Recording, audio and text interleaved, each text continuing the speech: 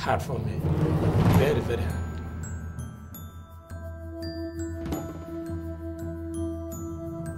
Some of them, they don't even know how to speak English. C'est très pénible de vivre séparément avec votre famille.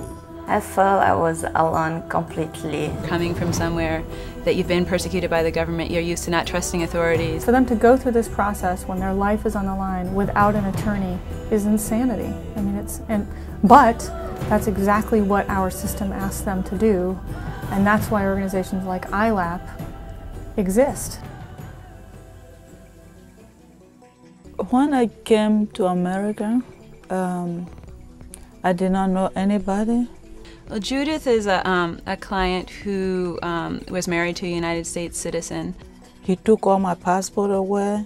He took all my papers. And she lived for years in a very abusive situation, a very isolated situation, had children with him. They bring me here to come and have kids so that they would take me back to my country and keep the kids for themselves.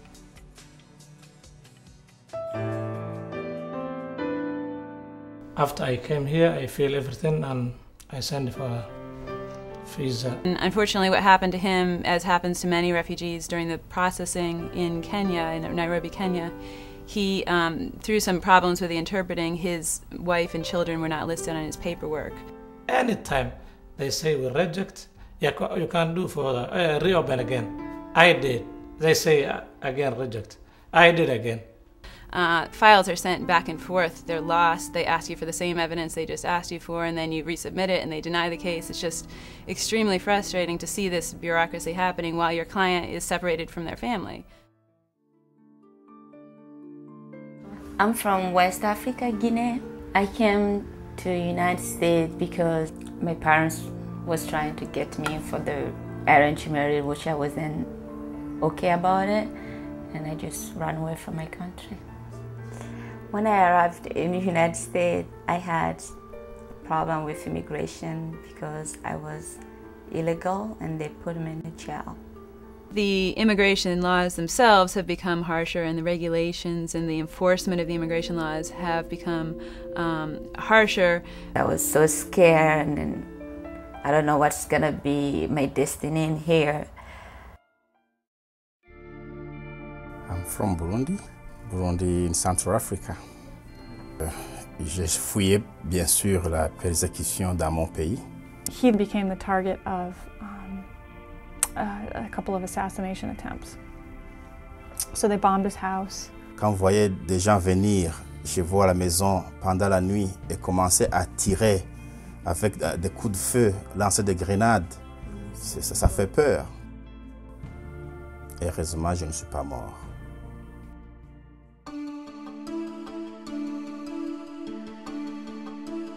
ILAP is basically the only nonprofit agency in Maine that provides legal services to immigrants and their non-citizen and their U.S. citizen family members.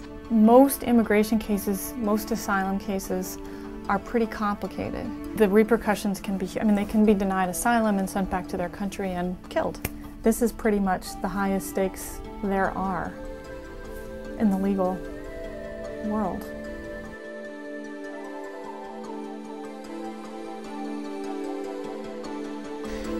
Some people come to us because they're in a shelter for domestic violence survivors, and their abuser is a U.S. citizen who never filed the paperwork for them. As far as I don't have papers, no, even if I die, no one will know who I am.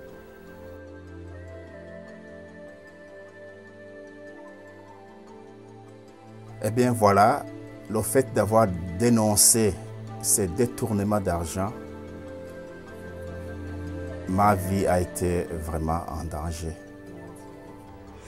And my country, they don't just grab somebody, put them in the jail if they don't have a visa to be there. So I was really, really surprised to find something like that.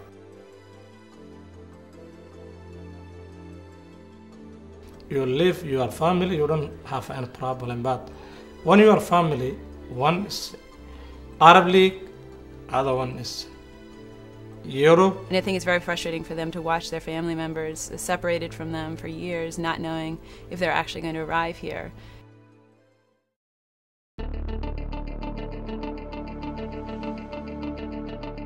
What we're able to help our clients achieve is so much more valuable than money in a lawsuit, for example. It's more valuable than buying a house. This case and another case that I won, it's probably the best days of my career to date. I mean, it's amazing because, you know, I practice civil law and civil litigation, and so the stakes are, you know, monetary and, you know, not inconsequential, and it's all very important, and it's important to my clients, but it's not life or death, and these are life or death. They helped me to get my green card, which is pretty important to me. Those lawyers, they helped me a lot to get to where I am. I think, honestly, without ILAP, I would be back to my country right now or at the jail.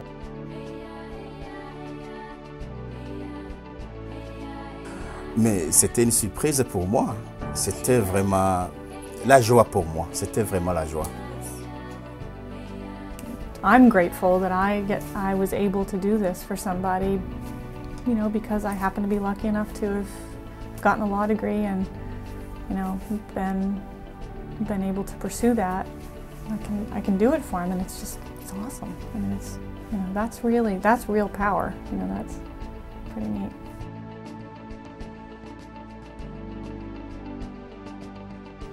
I don't have any problem now because I got my children, I live with my children, I live with my wife. I'm very happy, really. My God, I say thank you. After that, I say those people, thank you very much. ILAP.